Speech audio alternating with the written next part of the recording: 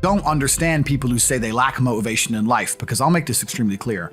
If you're not pushing and striving for something, life is so mundane.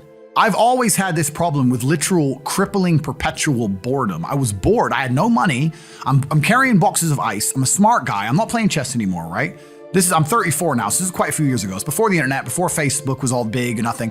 What do you do with your life? What's there to do? I thought I need to do something which drains me so that I can go to sleep at night without frustration. And if I kickbox, if I run 3 miles to the gym and then fight for 3 hours and run 3 miles home, at least I can sleep. I literally couldn't sleep. I wouldn't say it's ADHD, but I was just frustrated. And then on top of that, I've always had this huge frustration in regards to money, even though I was poor. I'd grow up around a bunch of other poor kids and we'd be walking to school or walking to college and a Ferrari would drive past and they'd go, oh, cool, Ferrari. And I'd say, doesn't that annoy you? And they're like, what do you mean? And I'd be like, he knows, he's hacked the matrix. Don't you see? How does he have 400 grand for a car? He knows something we don't know. Well, aren't you annoyed that there's people out there living a lifestyle that we can't ever aspire to? We're never gonna work a job and pull this off. Doesn't this bother you? And they all be like, no. But me, I was always angry.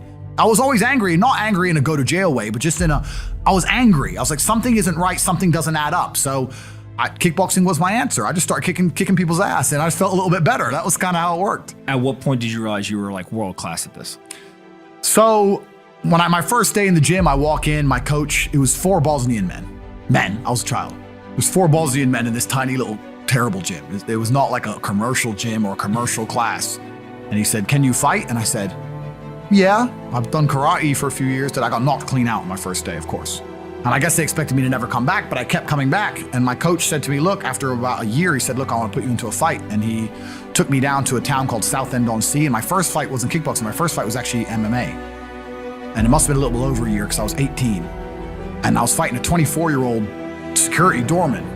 And being a stupid American, I thought pounds and kilos were the same because I weighed in at like 82 pounds. He weighed in at like 90. No, I weighed in at 82 kilo. He weighed in at 90 kilo, which is an 8 kilo difference, which is almost like 20 pounds. And I was like to my coach, is that a big difference? He's like, no, don't worry about it. I was like, okay. But thinking back, a 20-pound difference, a big difference in fighting, right? And I got in there and I won. I didn't win necessarily through skill, but I just kept going and I just outgassed him. And towards the end, I'm just on top of him, just punched him in the face, right? And now I'm only 18 years old. So from there, my coach was like, okay, you have some potential. And for a long time, I believed it was my only way out because like once again, before the internet and stuff, I'm going to college, I finished college. I don't believe in university because I'm too smart to get in debt for formal education. I'm too smart for that job. So I finished college. I'm working these sales jobs. I was always a good salesman. So I'm working sales jobs. I'm bringing in, $3,000, $4,000 a month, whatever. But I thought my only way to get rich is fighting. I couldn't think of another way to get rich. And I didn't fight only to get rich, but I saw light at the end of the tunnel. So that's all I wanted to do was just fight. And so at what point do you go fight for the first world championship? So I fight for my first ever world championship on 2 days' notice. So I'm in Slovakia. There was a town. I'm going to tell everyone now on this podcast. I'm going to give the secret away. If you're bored right now, if you're watching this on the internet, load up Google Maps, right? And there's a town called Košice, K-O-S-I-C-E. And it's on the opposite end of Slovakia to Bratislava. So Bratislava is the capital, and then you have Košice on the other side. It's 4.5 hours drive from Bratislava. It's about 4 hours drive from Warsaw and about 4 hours drive from Budapest. It's in the middle of nowhere.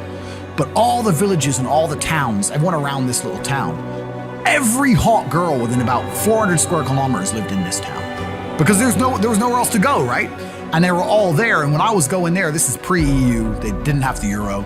And me and Tristan used to go there on holiday because we would clean up. And when I say clean up, Tristan's your brother. My brother. And when I say clean up, I don't mean clean up like you clean up on holiday with some in Mexico. I mean clean up with 10s, like supermodels. It was unbelievable. And a beer is like 30 cents. And we're the only men there who speaks English. So I was in Košice, and then I got a phone call from Amir saying you have a world title fight in 2 days. I was literally drunk at the time.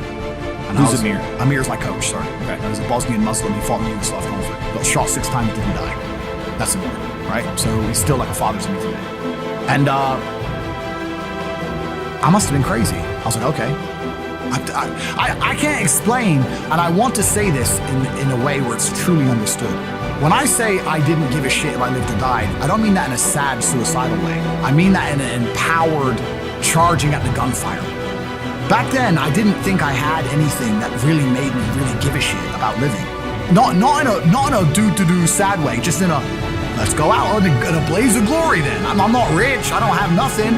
I'm just banging girls in Slovakia. Well, who is this guy? So it was against the French world champion, Jean-Luc Benoit was his name. And the opponent pulled out and they needed a guy on 2 days' notice. And I had to lose 6 kilos, which is around 13 or 14 pounds in 2 days. So Is that easy or hard? that's hard, bro. 13 pounds in 2 days, a long weight to lose. So I just stopped eating, stopped drinking, sitting in saunas, spitting all the water, just dying. Finally made weight, went to France, fought him 12 rounds, my first ever 12-round fight as well, fought him. And they gave the decision to him, but I was wrong. I beat him. And I beat him. I beat him. I didn't knock him out, but I beat him. And Is this one of the 4 world championships, or this is the fifth? no, yeah. Well, it should be, yeah. But the tape was so convincing. The tape was actually sent off to the ISKA, the fighting organization, and they demanded a rematch. So they knew I won, right? Okay. Look, he's France. He's French. It was in France, and fighting has a lot of politics to it. You have to understand. I mean, UFC is UFC, the real big ones. But outside of the smaller ones, it makes more sense for the French promotion of a French champion. They'll sell a lot more tickets and a lot more pay-per-views with a French champion. So basically, either you knock him out or it's going to go to. It's kind of like that, right? So they commanded a rematch, and I rematched him 7 months later and knocked him out in the 8th. And I became world champion. Okay. Why keep going once you've won? There's always a new mountain to climb. I mean, that's a good question, because that's also kind of the reason I quit. Because it's like, why keep going? Well, there's always someone new to fight, and I'm still not financially where I want to be. And I don't know what else I want to do with my life. So I'll keep going, right? So I fought again. I beat another Frenchman, and then I fought again. I beat 2 Dutch guys to become 4-time world champion. But one day I woke up and I was like, is becoming 5-time world champion going to improve my life? I mean, I've already do I need 5 belts? How much money do they pay for these fights? $3,000, $2,000. It doesn't even, you need to work on the side. You're giving up all your free time to get punched in the face. Like, it's a terrible decision. Like, I don't know why I decided to do it. But eventually, once I was world champion, I'd get like $100,000 to fight, but I'd give 20% to my manager. Then the UK, with the UK taxes, 40, 50% would disappear. And sometimes you only fight twice a year or whatever. I was certainly not rich. I didn't consider myself So you get like rich. 30 to 40% of it. Yeah, and I didn't consider myself rich. Like 30, 40 grand chunks, twice a year, maybe 3 times a year. Living in London, London rents, you need a car. You're trying, like, you're not rich in any way. And that's actually the reason I retired, because I woke up one day and I thought, I'm giving 6 hours a day of absolute focus and energy to this. And I believe I'm smart enough that if I put that much tenacity into something else, I can be a multimillionaire. I truly believed that. I was like, I've realized now I've reached the pinnacle of kickboxing. My choice is either to change over to MMA, which I was offered to do earlier in my career, but at the time, the kickboxing contract paid more money. I had to pay the bill, so I went kickboxing. Change over to MMA, learn to wrestle, change over to UFC, blah, blah, blah. But this is also like 7, 8 years ago, where even the UFC didn't pay the money it pays now. But the UFC still doesn't pay that much money, from what I understand. No, if you're like top 5 or champion, yeah. But most of the dudes you're going to see there in the prelims, they're getting 10 grand to fight, 9 grand to fight. It's nothing, right? So it'd be like starting my career all over again. And at the age of 28, I thought, I don't have the gumption to start again. I've been through hell for this. I've broken my hand 8 times. My ribs have been broken. I don't want to do this all over again. So what do you do when you realize that, hey, maybe I don't want to keep fighting? I decided to get rich. What does that mean to you? When you're sitting there, you're getting $30,000, $40,000 kind of net on a per fight basis. Is rich to you like, hey, I want a couple $100,000, $1 million, $20 million, $1 billion? I wanted 30 or 40,000 every month. 30 or 40,000 every month, so about $500,000 a year. Yeah. I thought if I had that much money, I could do whatever I want. Okay. That's what I decided. So what's step 1 that you do? So step 1 is, maybe that's how we ended up here together, my friend. Step 1 is, decided to be very logical about it. Chess player, right? So I was like, I want money. What is money?